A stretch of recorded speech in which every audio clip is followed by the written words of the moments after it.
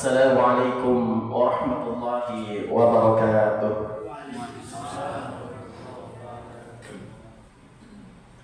Alhamdulillahi ala ihsanih wa syukur lahu ala taufiqihi wa imtinanih wa asyhadu an la ilaha illallah wahdahu la syarika lah wa asyhadu anna Muhammadan abduhu wa rasuluhu ad-da'iya ila ridwanihi.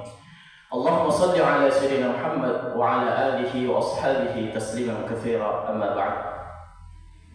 Hadirin Bapak Ibu salat subuh yang dimuliakan dan dirahmati oleh Allah Subhanahu wa taala.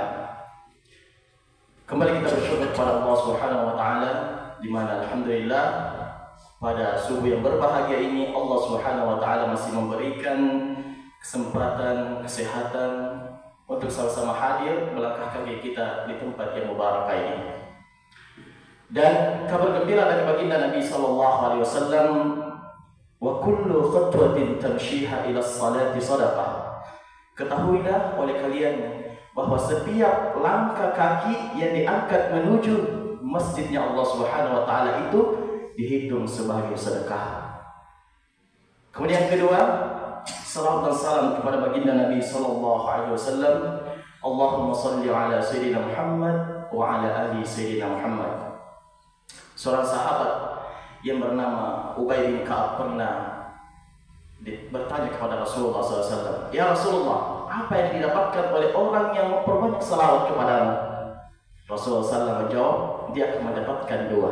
Yang pertama, dia akan mendapatkan kemudahan hidup, dan yang kedua, dosa-dosanya akan diampuni oleh Allah Subhanahu wa taala. Ya, semoga kita senantiasa selalu memperbanyak salawat kepada baginda Nabi sallallahu alaihi wasallam, bukan hanya di hari Jumat saja, tetapi ketika ingin dimudahkan hidup kita, pedagang yang ingin mendapatkan banyak untung, banyak-banyak bersalawat kepada baginda Nabi sallallahu alaihi wasallam. Hadirin sidang jamaah salat subuh yang dimuliakan dan dirahmati oleh Allah Subhanahu wa taala. Saya berangkat ke sini dari rumah saya ke masjid ini, masya Allah luar biasa. Ada pengalaman yang sangat bagi saya pertama kali saya dapatkan di Palembang sini tadi Pak. Ada anak-anak tawuran, anak-anak pemuda. Biasanya saya diceritakan hal yang demikian, tapi subuh tadi langsung mata saya melihat keadaan tersebut. Pertama kedua di Jalan Talasa luar biasa, ada yang jatuh motornya, ada yang istilahnya orang mau membusuk. Saya dari Baronggong ke sini pertama kali melihat tawuran di waktu subuh, anak-anak muda. Luar biasa. Jadi saya langsung masuk di Jalan Talasa, keluar di sini di Pertamina Umayyah. Saya dalam hati saya jangan sampai saya kena busuk. Luar biasa dan sekali oleh Allah SWT. Apa yang mesti kita pelajari dari anak-anak kita sekarang dan sekalian? Mesti kita ketahui bahwasanya di dalam Islam ini kita bersaudara. Alangkah indahnya seandainya anak-anak ini baku SMS, chat, ayo kita minum kopi, beli pisang goreng, duduk bersama kan enak. Daripada tawuran ada sebentar yang meninggal bagaimana? Jadi itu akal harus jalan. Jangan sampai kita baku busuk, ada yang meninggal, luar biasa. Lalu apa yang menjadi harus kita pelajari dari keadaan yang seperti ini, hadirin sekalian? Pertama, bahwa di dalam Islam itu kita bersaudara. Ketika seseorang sudah mengucapkan asyhadu an la ilaha illallah wa asyhadu anna Muhammadar Rasulullah, maka ketahuilah kita itu bersaudara. Siapapun dia, mau dia orang hitam, mau dia orang cacat, orang gagah, dan lain sebagainya, ketika dia sudah berislam, maka dia saudara kita.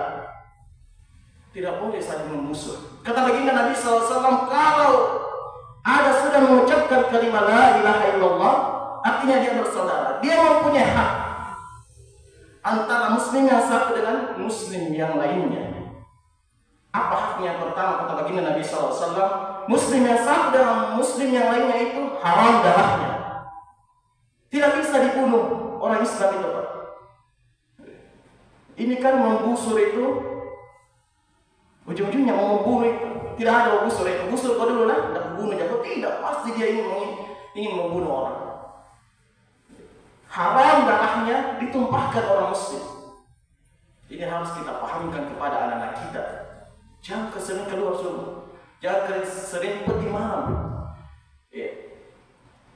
Karena mahalnya darah seorang Islam, sampai Allah Subhanahu wa taala jelaskan di dalam surah Al-Maidah ayat 34. Siapa yang membunuh satu orang Islam, maka dosanya sama dengan membunuh kaum muslimin seluruh dunia. Seluruh dunia. Dan perlu kita ketahui, pertama kali yang akan dihisab nanti di akhirat kelak tentang dosa, maka dosa tentang darah. Al-qatil wal maqtul finnar. Orang yang dibunuh dan membunuh sama-sama masuk neraka. Ditanya Rasulullah, kenapa yang membunuh dan dibunuh masuk neraka? Seharusnya yang membunuh saja masuk neraka, yang dibunuh tidak. Rasulullah bilang, seandainya dia mampu membunuh, maka dia juga bunuh orang. Maka sama-sama dua-duanya ini masuk neraka. Nah, kita orang Islam sudah diproteksi. Jangan sampai kita saling membunuh. Itu hak. Yang kedua, kata baginda Nabi SAW, orang muslim yang satu dan yang lainnya itu haram hartanya. Tidak boleh kita merampas harta saudara kita. Tidak boleh kita menduduki tempatnya karena kita punya kekuatan. Kita ambil tempatnya orang. Kita ambil tempat di rumah kosnya orang tidak dibayar. Kita pakai tanahnya orang membangun tidak dibayar dan lain sebagainya. Haram kata baginda Nabi SAW. Yang ketiga, haram menjatuhkan kehormatannya. Tidak boleh kita menjatuhkan kehormatan saudara kita. Ya, langsung dijelaskan oleh baginda Nabi SAW. Tidak boleh kita kata-katai orang, kamu kenapa jelek sekali? Kenapa hitam sekali? Kenapa kau kacau sekali? Dan lain sebagainya. Menuduh saudara kita pencuri dan lain sebagainya, menjatuhkan kehormatannya, tidak boleh diteruskan yang dimuliakan oleh Allah Subhanahu wa taala. Maka di dalam Islam ini, karena persatuan itu sangat penting dan sebagai kekuatan. Lalu bagaimana caranya kita agar tidak berpecah? Karena di dalam Islam yang namanya persatuan itu sangat dinomorsatukan. Bahkan kalau kata Allah Subhanahu wa taala, innamal mu'minuna ikhwah, sesungguhnya seorang muslim itu bersaudara. Kalau mereka berselisih, faslihu bainakum. Ketika mereka berselisih, maka damaikan. Ketika mereka berselisih, damaikanlah mereka. Bahkan untuk mendamaikan orang Islam yang satu dengan yang lain. Jadi kalau ada tetangga, ada teman yang berselisih, damaikan. Karena itu perintah Allah Subhanahu wa taala dalam surah Al-Hujurat ayat 10. Maka hadirin sekalian dimuliakan oleh Allah Subhanahu wa taala, bahkan karena sangat pentingnya mendamaikan saudara kita, Ummu Kulthum meriwayatkan bahwa Rasulullah SAW bersabda, tidak dikatakan berbohong orang yang mendamaikan saudaranya dengan berbohong tadi, tidak dikatakan berbohong untuk mendamaikan saudara kita. Tapi yang wajar saja hadirin sekalian yang dimuliakan oleh Allah Subhanahu wa taala. Tidak berdosa kita kalau berbohong untuk mendamaikan saudara kita. Karena sangat pentingnya itu perdamaian. Allah Subhanahu wa taala memberikan pengecualian. Tidak dikatakan dari berbohong. Artinya tidak berdosa kalau kita mendamaikan saudara kita dengan cara berbohong. Hadirin dimuliakan oleh Allah Subhanahu wa taala, maka kaum muslimin antara Islam yang satu dengan lainnya itu, Rasulullah SAW berpesan jangan sama sekali kita berpecah belah. Maka agar kita tidak berpecah belah, apa yang mesti kita lakukan? Pertama, yang paling banyak Allah Subhanahu wa taala sebutkan dalam Al-Qur'an adalah berghibah. Karena berghibahnya kita, maka perpecahan itu timbul. Seorang laki-laki datang kepada baginda Nabi SAW. Ya Rasulullah, bagaimana seandainya yang saya gibahi itu, yang saya omongkan itu adalah benar? Maka Rasulullah SAW mengatakan, sesungguhnya itu yang namanya gibah. Kalau kita omong sama saudara kita benar, maka itu yang disebut gibah. Kemudian Rasulullah SAW bersabda, al-ghibatu asyaddu minaz zina. Menggibah itu dosanya lebih besar daripada berzina. Kemudian orang itu bertanya lagi, ya Rasulullah, bagaimana seandainya yang saya bicarakan itu tidak benar? Maka Rasulullah SAW mengatakan, maka sesungguhnya itu adalah fitnah. Maka tidak ada kebaikannya sedikit pun ketika kita menceritakan saudara kita. Mundur kena, maju kena, benar kena, tidak benar juga kena dosa. Kemudian yang kedua yang mesti kita lakukan agar kita senantiasa terjaga bersaudara adalah berlapang dada dengan kesalahan yang dilakukan saudara kita. Mungkin tidak disengaja, ya sudahlah. Mungkin dia tidak paham. Dan ketika kita berlapang dada, ini yang terakhir adalah sekalian, ketika kita berlapang dada, maka hati kita akan tenang, hidup kita akan tenang, bahkan Allah Subhanahu wa taala akan memberikan kita hadiah surga. Ketika kita memaafkan saudara kita, maka Allah Subhanahu wa taala akan memberikan kita surga. Sebagaimana pada zaman Rasulullah sallallahu alaihi wasallam, ketika ingin didirikan salat, Rasulullah mengumumkan akan datang salat bersama kita dan dia adalah ahli surga. Selama 3 hari Rasulullah sallallahu alaihi wasallam mengumumkan itu akan datang kepada kita dan dia adalah ahli surga. Ada seorang sahabat ini penasaran, siapa orang ini dan apa amalannya? Maka sahabat ini yang bernama Amr bin As, di hari ketiga dia langsung datang ke orang tersebut dan mengatakan, bisa saya menginap di rumah Anda? Karena penasaran ini, kenapa dikatakan oleh Rasulullah dia adalah penghuni surga selama 3 hari berturut-turut.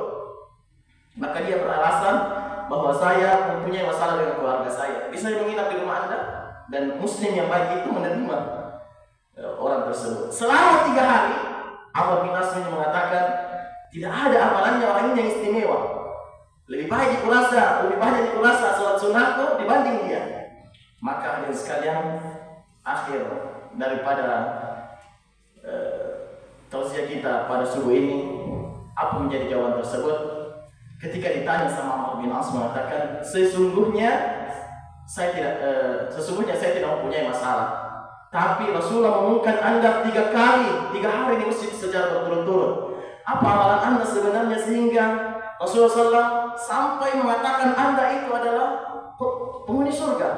Orang ini mengatakan, satu saja amalan saya. Sebelum saya tidur, saya maafkan semua saudara-saudara saya yang menyakiti hati saya pada hari itu, dan saya memohon ampun kepada Allah Subhanahu wa taala agar saya diampuni dan saudara saya pun diampuni oleh Allah Subhanahu wa taala.